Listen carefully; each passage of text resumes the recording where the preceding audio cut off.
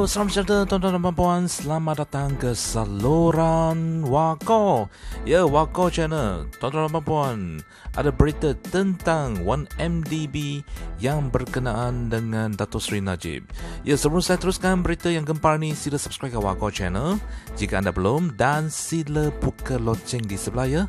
Terima kasih dulu dan jom tuan-tuan dan puan, kita tengok apakah berita ni dari Malaysia kini. Ya, skandal 1MDB, Najib Justo bertikam lidah di Facebook. Jom kita tengok. Wow. Najib Razak dan warga negara Switzerland Xavier Andre Justo bertikam lidah di Facebook susulan bekas Perdana Menteri itu melabelkannya sebagai pencuri dan pemeras ugut. Najib mendakwa Justo telah mencuri data dari PetroSaudi International dan kemudian menjual data-data itu. Justo adalah bekas pengarah PetroSaudi yang membocorkan lebih dari 200,000 komunikasi email syarikat tersebut, antara lain pada tahun 2015 yang mencetuskan siasatan pelbagai negara terhadap 1MDB, dana kekayaan milik Malaysia yang diasaskan oleh Najib. Sebagai rekod, PetroSaudi adalah syarikat cari gali minyak swasta Arab Saudi dan mempunyai usaha sama dengan 1MDB yang bermula pada tahun 2009. Usaha sama tersebut telah menjadi subjek siasatan oleh pihak berkuasa di dalam dan luar Malaysia. Pertikaman lidah dalam tarian mereka bermula semalam apabila Najib dalam satu hantaran di Facebook mendakwa bahawa Justo telah mencuri pangkalan data email PetroSaudi kerana dirinya kecewa setelah dipecat dari syarikat itu pada tahun 2011. Justo tak puas hati kerana dipecat. Semasa dia dipecat, dia curi seluruh database email syarikat PetroSaudi, kata Najib. Dia tuduh bahawa saya yang penjarakan Xavier Justo tanpa sebab di Thailand, biarpun saya tidak pernah jadi Perdana Menteri Thailand.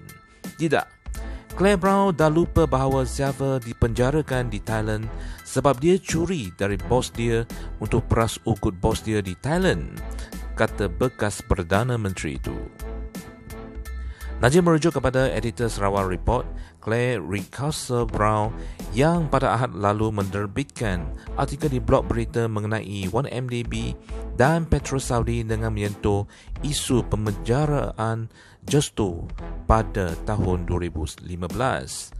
Ahli Parlimen pekan itu seterusnya mendakwa bahawa seorang warga Britain yang didakwa sebagai kawan rapat bekas Perdana Menteri Dr. Mahathir Mohamad kemudian menghubungi Justo supaya dia menjual data tersebut kepada Brown.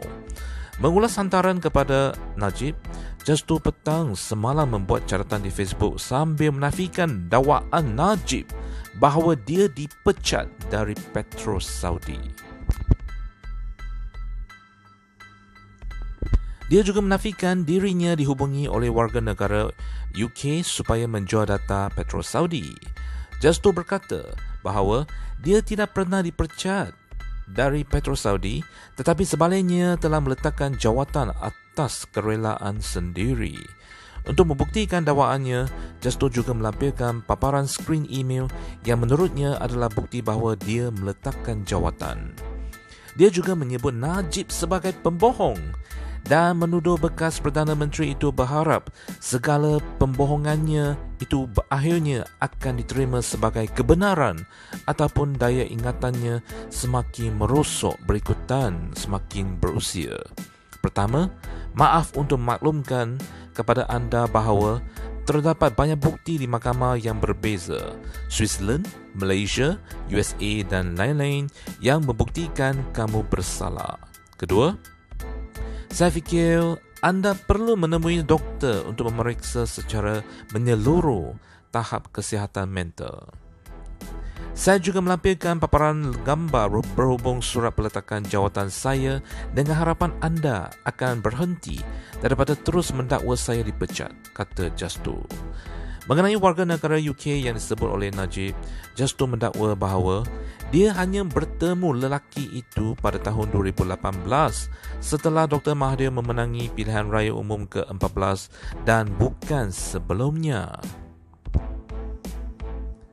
Menjawab kenyataan itu, Najib dalam hantaran di Facebooknya hari ini mempersoalkan sekiranya Justo memang seorang pemberi maklumat, mengapa dia menunggu selama 4 tahun sebelum membocorkan email Petrosaudi kepada The Age dan Sarawak Report.